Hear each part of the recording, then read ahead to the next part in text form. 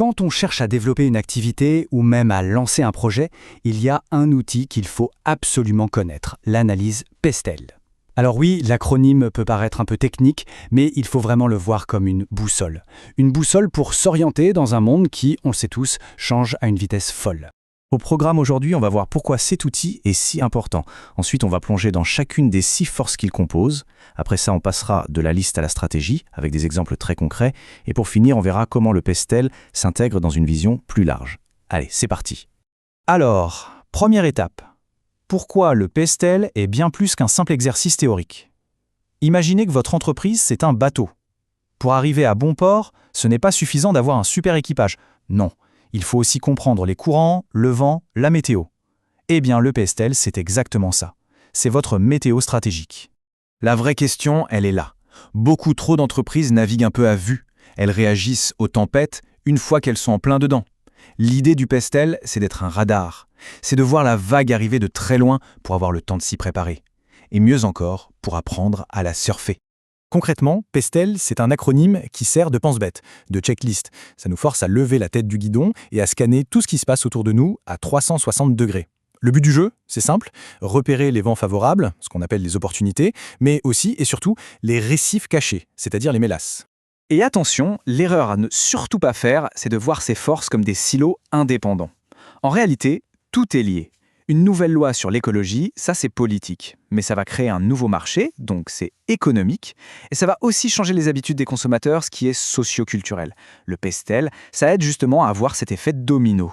Bon, allez, c'est parti pour le décodage. On va passer en revue chaque lettre de PESTEL pour bien voir ce qui se cache derrière. On commence avec le P de politique. Là, on se pose des questions très concrètes. Est-ce que le gouvernement est stable? Y a-t-il des élections bientôt? Quelles sont les nouvelles aides ou subventions? Par exemple, un plan de relance gouvernemental pour la tech peut être une opportunité en or pour une start-up. Ensuite, le E pour économique. Ça, c'est le nerf de la guerre. Quand l'inflation grimpe, le pouvoir d'achat diminue et les clients réfléchissent à 2 fois avant de sortir la carte bleue. C'est un signal très clair qu'il faut peut-être revoir ses prix ou proposer une offre plus accessible. Le S de socioculturel, en gros, c'est comprendre l'ère du temps. Quelles sont les grandes tendances de la société? Aujourd'hui, par exemple, on voit une demande de transparence énorme. Les gens veulent savoir ce qu'ils achètent, d'où ça vient, ça oblige les marques à être beaucoup plus honnêtes et claires dans leur communication. Le T de technologique, celui-là est peut-être le plus brutal. Une nouvelle technologie comme l'intelligence artificielle peut rendre un produit complètement obsolète en l'espace de quelques mois. C'est un véritable tsunami qui peut soit couler une entreprise, soit la propulser si elle a su l'anticiper. Vient ensuite le E d'écologique. Il y a encore 10 ans, c'était une case à cocher pour faire joli. Aujourd'hui, c'est au centre de tout. Réduire son empreinte carbone, bien gérer ses déchets, ce n'est plus une option. C'est une condition indispensable pour être crédible, que ce soit auprès des clients ou des investisseurs. Et on termine avec le L de légal. Ça, c'est le cadre, les règles du jeu, le droit du travail, la protection des données. Il faut être parfaitement à jour. Prenez une loi comme le RGPD ou l'IA Act en Europe. Si on travaille dans le numérique, ignorer ça, c'est prendre un risque absolument énorme. Ok, on a nos 6 tiroirs bien remplis. Mais une liste, ça ne sert à rien si on ne sait pas quoi en faire. Alors la question c'est, comment on transforme cette analyse en un vrai plan d'action? Voilà, c'est exactement ça. Le piège classique, c'est de se noyer sous une liste interminable de points. L'objectif, c'est de faire le tri. C'est de zoomer sur les 2 ou 3 facteurs qui vont vraiment, mais alors vraiment, avoir un impact sur l'activité. Le processus, c'est assez simple. D'abord, on liste tout ce qui vient en tête, sans se censurer. Ensuite, pour chaque point, on se pose la question, est-ce que c'est une bonne nouvelle pour nous, une opportunité, ou est-ce que c'est une mauvaise nouvelle, une menace? Et l'étape cruciale, la 3e, on identifie ce qu'on appelle les variables pivots. Ce sont les quelques éléments qui ont le pouvoir de tout changer. C'est sur eux qu'on va devoir se concentrer.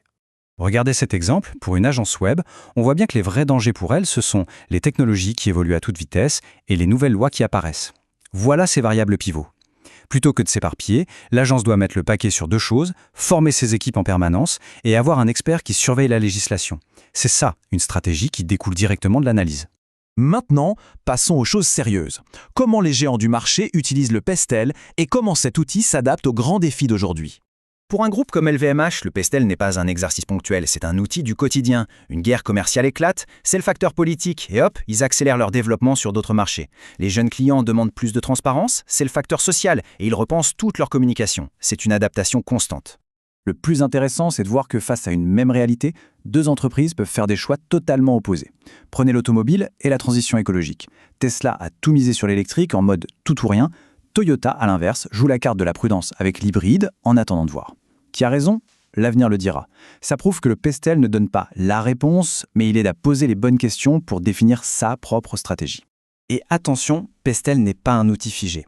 Aujourd'hui, si on fait une analyse, on ne peut pas passer à côté de deux méga tendances. La première, c'est la RSE. L'impact social et environnemental est devenu un critère majeur. La seconde, bien sûr, c'est l'IA, qui vient bousculer absolument tous les facteurs, du technologique au légal en passant par l'économique. Pour conclure, une dernière chose importante. Pestel est un super outil, mais ce n'est qu'un outil dans une boîte à outils plus large. Il devient encore plus puissant quand on le combine avec d'autres. Le mariage parfait, c'est pestel plus SWOT. En fait, c'est très simple. Pestel aide à regarder ce qui se passe à l'extérieur, il nous donne les opportunités et les menaces, et ensuite on prend ces informations pour les mettre directement dans l'analyse SWOT qui, elle, se concentre aussi sur les forces et faiblesses internes.